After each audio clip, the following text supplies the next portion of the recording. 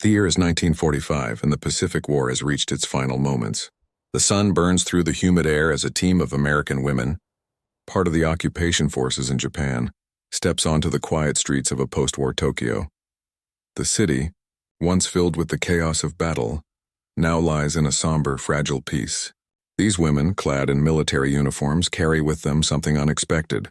Simple, yet meaningful gifts, clothes. For months, these women had been involved in the rebuilding of a country shattered by war, but nothing could prepare them for the moment that would alter their perception of their mission and the hearts of those they encountered. In a dimly lit room, a group of female Japanese officers sits, their faces hardened from years of war. Yet when the Americans hand over their gifts, something shifts. There is a pause. Then the tears begin to flow. The Japanese women, once powerful officers, now sit in disbelief. The weight of their past, the trauma of the war, and the loss of their identity all flood back. The clothes, simple as they were, represented something more: humanity, and with it the possibility of healing. World War II, one of the most devastating conflicts in history, was reaching its final stages by the summer of 1945. On the Pacific Front, Japan, having refused to surrender despite heavy losses, was on the verge of collapse.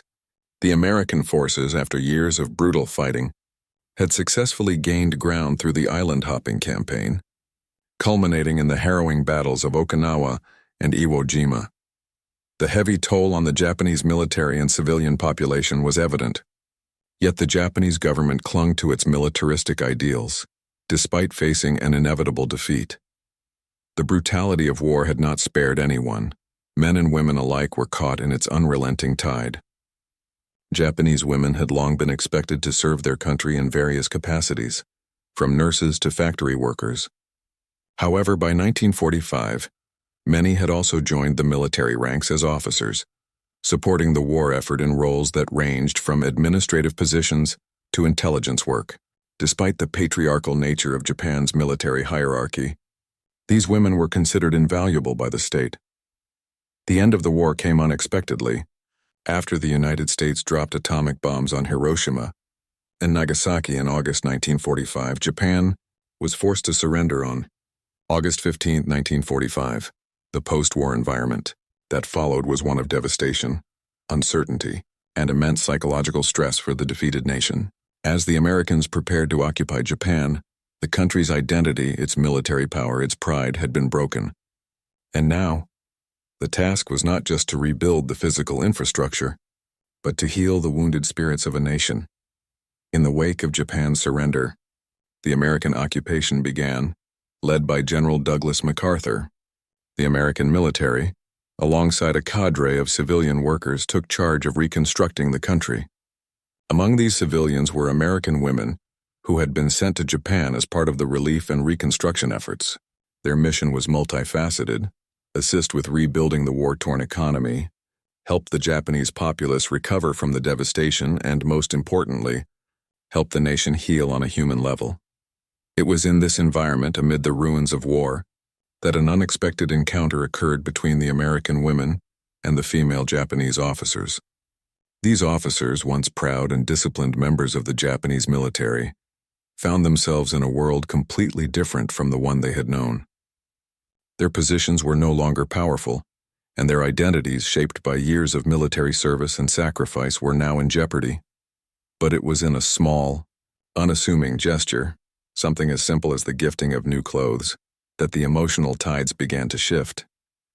To the Japanese officers, the clothes were more than just fabric. They symbolized something larger: dignity, humanity, and the possibility of a new beginning. The act itself was not just an exchange of material goods, but a gesture that transcended war, acknowledging the shared humanity between the women of opposing sides. The gift of clothing is often seen as a mere exchange of goods, but in the context of post-war Japan, it became a profound act of human connection.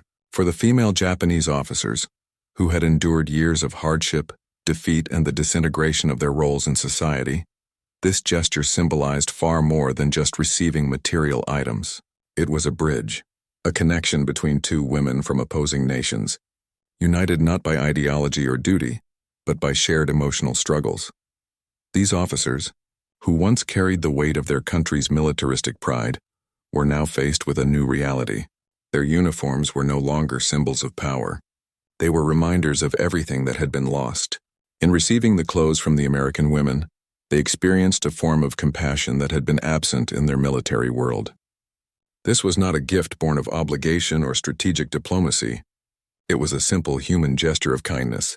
The act was raw and emotional, cutting through the barriers of culture and history, showing that even in the most brutal times, humanity could still endure.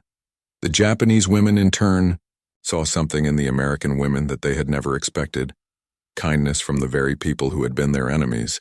The tears they shed were not only for what had been lost, but for what they had now gained, an understanding that compassion could come from the most unlikely of places, that the enemy could be human, and that they too had a future beyond the war.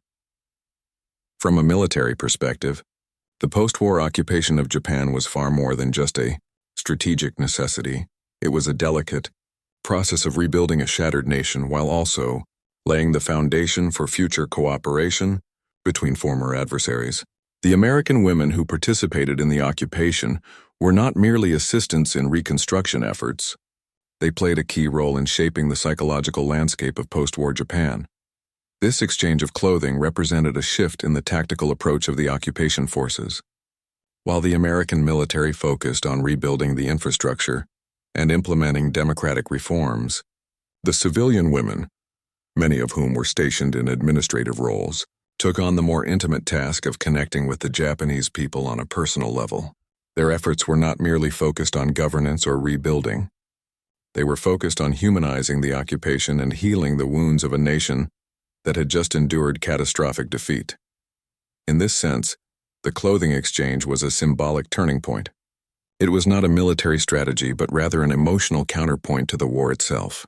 It served to show that even in the aftermath of unimaginable destruction, the occupation forces understood the importance of emotional reconciliation and the need for acts of empathy to foster long-lasting peace. Clothing holds an extraordinary level of cultural and psychological significance, especially in times of war and occupation. For the female Japanese officers, the uniforms they wore had been symbols of their loyalty to their country, their military discipline, and their role in an empire that was now crumbling. To receive new clothes from their American counterparts was to be stripped of their old identity, the one forged in the crucible of militarism, and to be given the opportunity to embrace a new, softer role in a world that had forever changed. The clothing wasn't just a new garment. It was a sign of respect and acknowledgement. It represented dignity at a time when these women had felt that they had lost everything. After years of fighting for an empire that had collapsed, the uniforms they once wore no longer represented strength but humiliation. In receiving the clothes, the officers were not only given a physical gift but a psychological one, the return of their humanity. The simple act of clothing them was an acknowledgement that they still had worth, that they could be seen as individuals outside the confines of their wartime roles. For the American women, the act of gifting these clothes was equally significant. They were not simply providing items for the sake of generosity. They were recognizing the deep emotional impact of the war on the Japanese officers. In a way, this was a recognition of shared human suffering. The act of clothing them became an emotional and moral decision, transcending the immediate political and military goals of the occupation. The exchange of clothing between American and Japanese women was not without its complexities. It occurred against the backdrop of a profound cultural clash. On the one hand, American women, fresh from the victory of the Allied forces, were tasked with helping Japan rebuild, yet many struggled to understand the deeply ingrained cultural and historical values that had driven the Japanese military. On the other hand, the Japanese officers, raised in a society that revered the emperor and upheld strict discipline, had difficulty reconciling their defeat and the sudden loss of their power and identity. In this environment, the act of compassion from one side to the other became a powerful tool in breaking down these cultural barriers. While the American women were sent to rebuild Japan, they had no real understanding of the trauma the Japanese officers had faced. The simple act of giving clothes became a way of communicating across these cultural lines, providing an opportunity for the American women to show empathy in a manner that words or political discourse could not. For the Japanese officers, receiving these gifts was an emotionally jarring experience. In their society, where humility and self-reliance were prized above all else. Accepting a gift from the enemy felt almost like a surrender. Yet in the eyes of the American women, this was a gesture of compassion, not defeat. Over time, both sides began to realize that while their respective cultures might have been in conflict, their shared experiences of loss and suffering were universal. Through this act of compassion, they both learned that the path to peace was not solely through military victories, but through the acknowledgement of each other's humanity. The decisive moment occurred in a modest, dimly lit room, one of many that had been used for administrative purposes during the American occupation of Japan. It was here, amidst the backdrop of a broken, defeated Japan, that the unexpected exchange took place. A group of female Japanese officers, once proud members of a military that commanded vast territories, sat nervously in the presence of their American counterparts. The war had stripped away everything they had known: their uniforms, their status, their honor. They were now civilians in a conquered land, their sense of purpose shattered. In this intimate, emotional moment, the American women, who had been part of the occupation forces in Japan, presented simple gifts: new clothes. These garments, though not extravagant, were something the Japanese officers had not expected. It wasn't just about the clothes, it was the humanity behind them. The American women did not see their Japanese counterparts as enemies anymore. They saw them as women who had suffered deeply just as they had. The clothes were a sign of compassion, an acknowledgement that the Japanese women were more than their roles in the military. The room fell silent as the Japanese officers took in the sight of the gifts. Then the dam broke. The women who had borne the weight of their nation's collapse began to cry. The tears were not just for what they had lost, but for what they had found.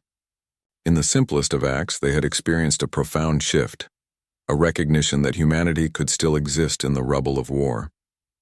It was in this small, seemingly insignificant moment that the emotional walls between the two sides crumbled, and something deeper, something more lasting, was born. The tears that flowed that day were not just a sign of sadness. They were a testament to the emotional healing that was starting to take place. For the Japanese officers, this act of kindness, however small, marked a turning point. They had spent years fighting, enduring countless hardships, all in the name of a nation and an ideology that had now crumbled beyond recognition. Their military roles were gone, their purpose lost. But in this simple exchange, they found something that could not be taken away: their dignity. This moment of shared humanity had profound effects on both sides. The Japanese women, who had once been hardened officers, now saw their former enemies in a different light. They realized that the American women, who had once been perceived as invaders, were no longer just occupiers. They were people, like themselves, who had lived through their own tragedies. This exchange was the first step in rebuilding not just Japan's infrastructure, but its psychological fabric as well. For the American women, it was equally transformative. They had been sent to Japan to help rebuild, but they had never anticipated the profound emotional impact this gesture would have. They began to understand that their mission was not simply about policy or reconstruction. It was about helping a people rediscover their humanity, both through physical reconstruction and through acts of emotional solidarity. The simple act of gifting clothes, of acknowledging the humanity of the other side, had changed everything. It was a moment of recognition, of mutual respect, compassion, and the realization that peace begins in the heart, not just in treaties or formal agreements. The immediate consequences of this small but powerful exchange were profound. The female Japanese officers, who had spent so much of their lives adhering to the rigid, impersonal structures of military duty, found themselves at a crossroads. Their roles as soldiers had been stripped from them, and with it much of their identity. However, the clothes they received symbolized a new beginning. The simple act of kindness from the American women allowed them to reclaim a part of their humanity that had been lost during the war. In the days that followed, there was a noticeable shift in the mood of the officers. The physical gifts, new clothes, provided a sense of comfort, but it was the emotional weight of the gesture that had the most lasting impact. For many of the officers, the idea that an enemy could treat them with such empathy and respect was both a revelation and a healing balm. The exchange had allowed them to see that not all of the American forces were there simply to enforce dominance. Some were there to help them rebuild, not just physically but emotionally. This realization would have long-lasting effects on how the Japanese viewed their American occupiers, and how the occupation would evolve in the coming years. On a larger scale, the effects of this gesture rippled throughout the post-war relationship between Japan and the United States. While the physical rebuilding of Japan was a monumental task, its cities devastated, its economy in tatters, the emotional rebuilding was equally crucial. The Japanese, who had been taught to view the Americans as their enemies, began to shift their perspective. The presence of the American women during the occupation helped foster this change.